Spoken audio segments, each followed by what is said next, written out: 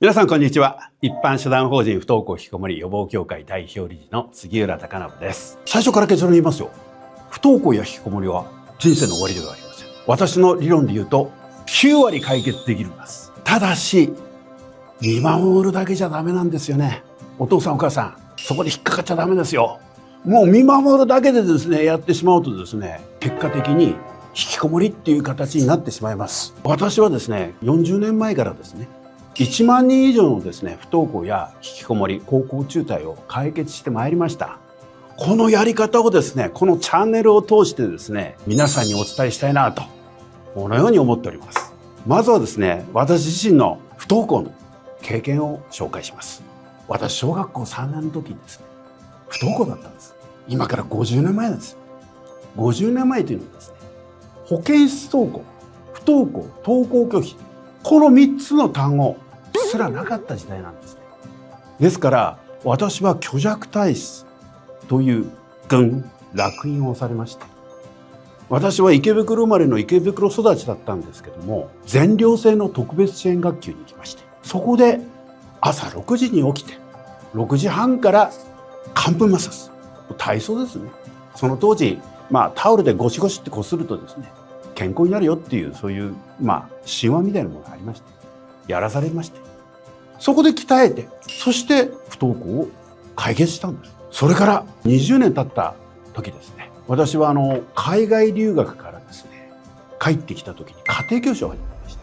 初めてですね、その家庭教師をやった時なんですけど、その年にたまたまですけど中卒浪人というですね、ことで出会いました。皆さん、中卒浪人ってご存知ですか？高校進学したくても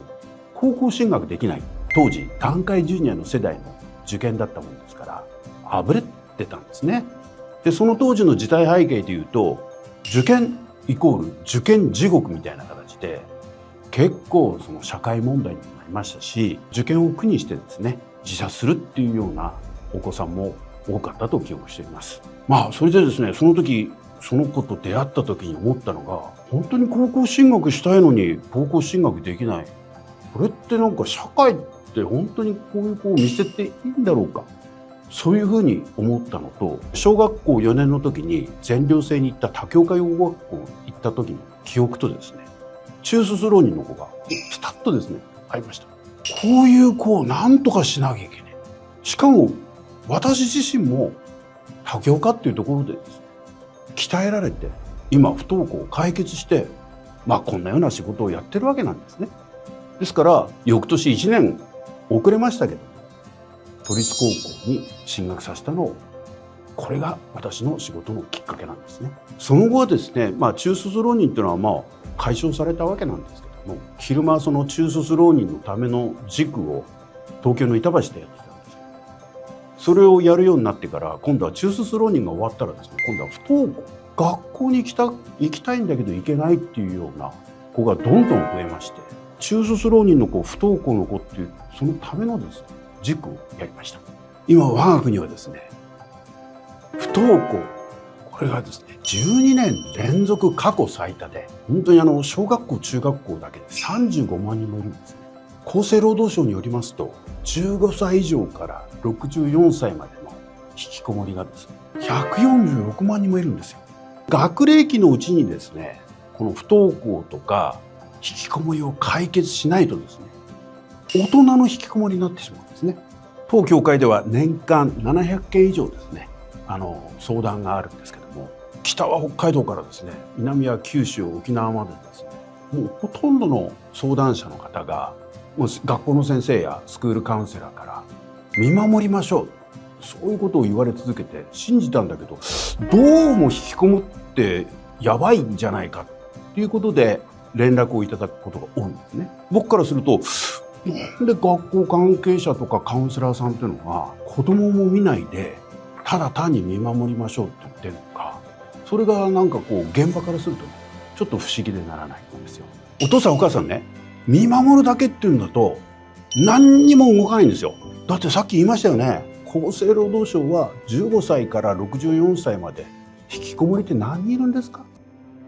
？146万人以上もいるわけじゃないですか。だったらもう少しね、見守るっていうだけじゃなくて、何か行動を起こすっていうことが一番大切なんじゃないでしょうか。一つの方法としてはですよ、この動画を見ていただいて、私どものようなところに相談するのもいいですし、他にもいろいろありますから、とりあえずただ漫然とですね、スクールカウンセラーや先生がただ単に見守りましょうっていうのをずっと信じてるだけではですね、引きこもりっていうリスクがありますから、それはですね、ちょっと自分の子供っていうことで考えてですね、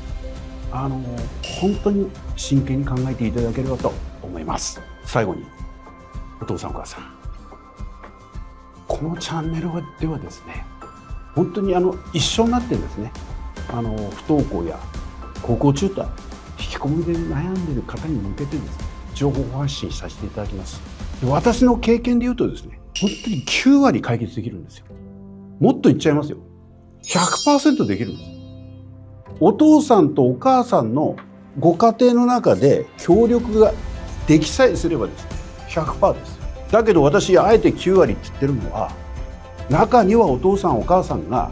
協力的じゃなかったりとか、理解が進まなかったために1割失敗しているケースもありますけど、ほとんどこの不登校や引きこもりの問題っていうのは解決できます。ぜひ皆さん一緒になってですね、不登校や引きこもりの問題解決していこうじゃありませんか。よろしくお願いいたします。